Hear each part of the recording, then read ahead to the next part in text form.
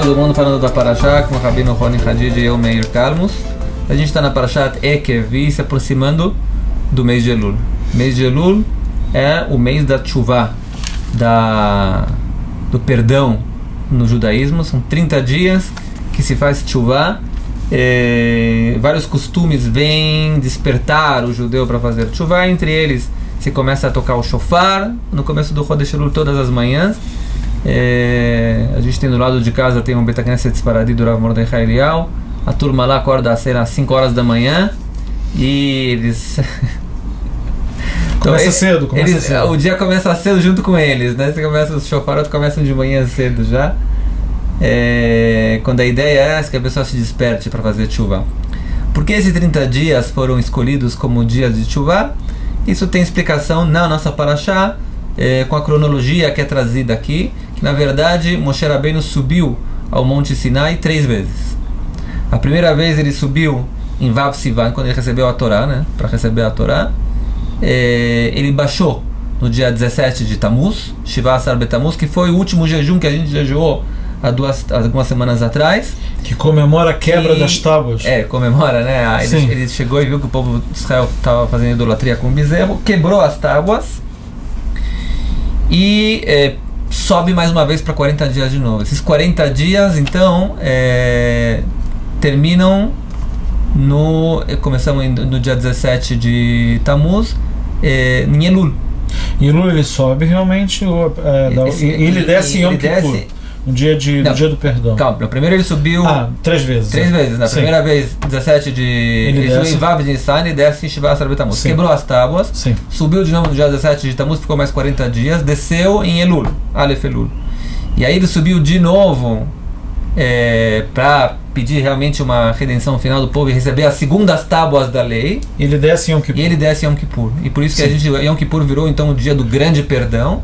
Mas os dias de Elul são os dias que na verdade Moshe Rabbeinu estava recebendo as segundas tábuas da lei e se preparando para a aproximação do Yom Kippur. Ou seja, então a gente está falando de uma época importantíssima que representa o perdão para a construção do tabernáculo, para receber as segundas tábuas da lei. E a gente tem que tentar entender então, né, qual que é essa formação, talvez eu pensei um pouco psicológica, entre as etapas, né, que o povo de Israel passa, né? Primeiro ele passa por uma etapa de pecado, depois é uma etapa de pedir perdão, mas não um perdão total, um perdão mediano, né, no meio do caminho ainda, que só serve para que Deus diga, tá, eu não vou exterminar o povo então pelo pecado. E depois você começa então a criar uma nova relação com Deus. Eu estava pensando, imaginando, talvez tenha um pouco a ver às vezes com... Todos nós somos casados, né? Às vezes uma briga, mesmo com a companheira, com a mulher, às vezes com outras pessoas. Eu acho que passa por esses momentos, essas etapas também. Que a primeira etapa é aquele pecado, né? O que você fez comigo? Como você teve coragem de fazer uma coisa dessa? Eu não quero ver você nunca mais. Uma quebra de tábuas. Uma quebra de tábuas. Depois tem aquele tempo que é um tempo que você fala, tá bom, não vamos se desquitar, vamos ficar junto, mas tem aquela sensação fria entre os dois, né? Ainda tentando recriar uma nova relação. E aí você recria, então passa para a terceira etapa, que é você criar uma nova relação que não é a primeira, que nem a primeira, é uma relação nova, que foi criada a tapas, pode dizer, né? Sim. É uma relação... Isso é ideal ou não é o ideal, essa situação? Isso que você está falando, isso é menos figurado do que as pessoas imaginam, porque o lugar das tábuas no templo, porque está associado todo esse negócio que você falou de relação que se quebra e relação que de novo ela se restabelece entre o povo de Israel e Deus. E o que a quebra das tábuas tem a ver com isso? Na verdade, os nossos sábios dizem que as tábuas estão localizadas no templo dentro do Santo Santíssimo, no Kodesh HaKodashim, e elas estão no Aron Abrit. O Aron Abrit, ele é um Aron que dentro dele... A arca, né? A arca sagrada, ela tem... Era acreditado que era o depositário, o lugar que tem as tábuas novas, as tábuas que Moshe fez, que foi feito através de um homem, que Deus fala para ele, faz as tábuas igual eu fiz as primeiras. Os nossos sábios no Talmud falam que também tinham pedaços ainda das tábuas antigas. Tem um Sefer Torah também lá dentro e tal. E em cima disso tem os cruvim, são os querubins que estão em cima, como se fosse mantendo. E os sábios descrevem isso como um trono, que isso é o trono divino. E isso representa que antigamente os tronos dos reis da antiguidade, eles sentavam no trono, embaixo do trono estava o pacto, estavam as leis daquele país. Na verdade, essas leis é como se fosse a Ketubá. Essas leis é o acordo matrimonial entre o povo de Israel e Deus. Esse acordo matrimonial, que é o Brit, esse pacto, ele está embaixo do trono. Tem o trono de Deus que, de maneira o amor entre Deus e o povo de Israel, representado pelos dois anjos, crubim, que estão em cima da arca. Exatamente. Nossos sábios falam que a profecia, a voz que falava com Moshe, e o foco de profecia no templo que os Nevim, os profetas recebiam, o Ruach HaKodesh, essa voz profética saía desse ponto entre os querubim, que é em cima de onde estava a arca, que era como se de certa maneira como se tivesse um rei sentado lá, e ele está falando lá.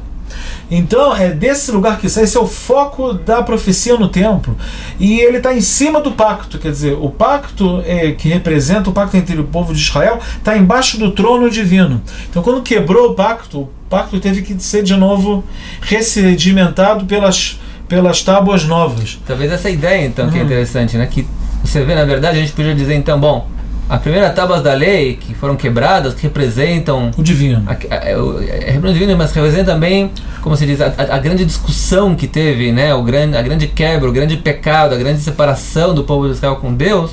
A princípio, né? Se fossem termos psicológicos, eu diria como um psicólogo, joga fora. É uma quebra que acabou. Para que ficar lembrando problemas anteriores? Quando na verdade, talvez, então, o que a Torá vem ensinar pra gente é, olha, tá certo, quando foi quebrada a tábua, foi um trauma muito grande, mas a gente conseguiu reconstruir nossa relação com as novas tábuas. Quando você tem as novas tábuas, não esqueça as tábuas anteriores, né? As tábuas anteriores foi um ponto de transição pra gente poder chegar a um relacionamento talvez até mais íntimo ainda do que tinha nas primeiras tábuas, quando a gente consegue criar um relacionamento por meio de quebras. Sim. Às vezes quebrar uma coisa não quer dizer terminar. Quebrar, às vezes quer dizer a gente tem que construir uma nova relação. É que nem uma demolição, que você faz uma demolição num prédio, e uma reconstrução. É para reconstruir ele. Sim. Né? Então esse na verdade é um aspecto muito grande da tchuvá, do arrependimento.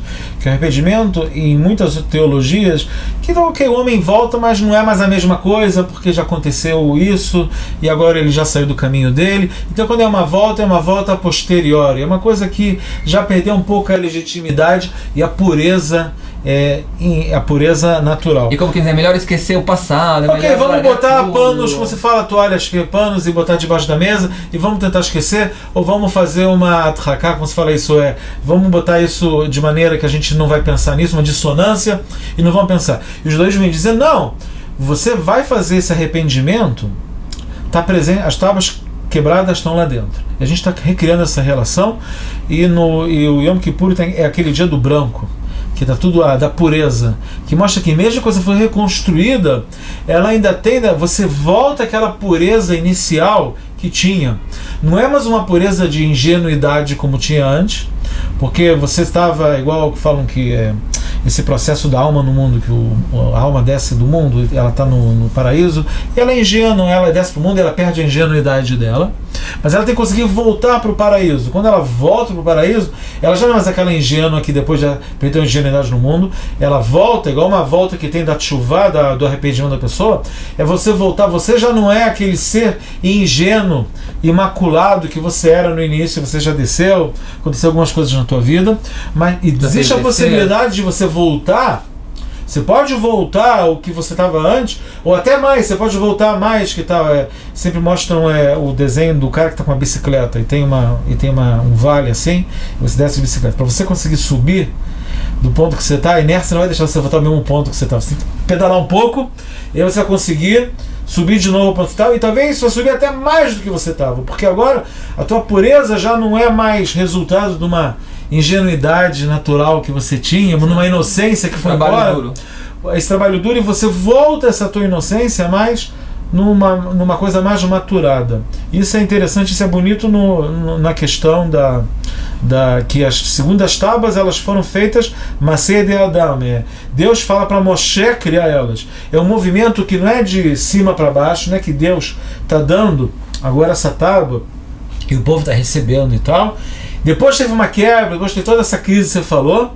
Deus fala para Moshe, você vai, pega e faz a tábua no mesmo estilo que eu fiz e vão. Agora é uma obra humana que Deus, apesar de que Deus está dirigindo a Moshe, está falando o que vai escrever nessa tábua, mas a tábua em si é agora obra humana, que vai meter que a verdade agora é uma coisa que vem de baixo para cima, é o homem tentando se aproximar de Deus de baixo, do lugar do ponto baixo que ele está subindo. Isso se conecta também com quem os nossos sábios dizem também, que a primeira tábua representa a Torá escrita e as segundas tábuas representam a Torá oral, porque a Torá escrita é aquela Torá que vem de cima para baixo, que não precisa de muito esforço para entender, né? Tá claro, não está muito claro, mas é uma Torá simples, que não tem tanta complicação, a gente não precisaria abrir Batei Midrash, né, lugares onde são Torá, que se estudam Torá de manhã até de noite, que nem se faz aqui em Israel hoje em dia, no mundo todo, para conseguir entender o Pentateuco.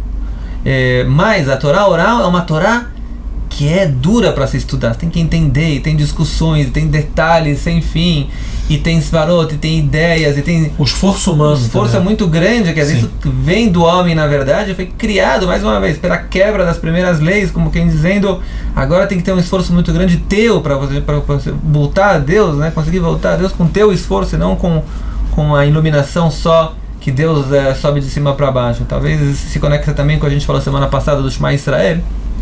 A ideia também pode ser essa também, né? Shema Israel, Hashem Elokeinu, Hashem Echad, né? Então, Hashem, a gente já explicou que é a ideia de Deus divino, aquele que está lá em cima completo, sem problema nenhum. Né? O casamento ideal, talvez, que não tem discussões. Elokeinu, a gente falou que é a revelação de Deus no mundo, com todos os problemas, com todas as divisões, com todas as situações não simples que a gente leva aqui no mundo.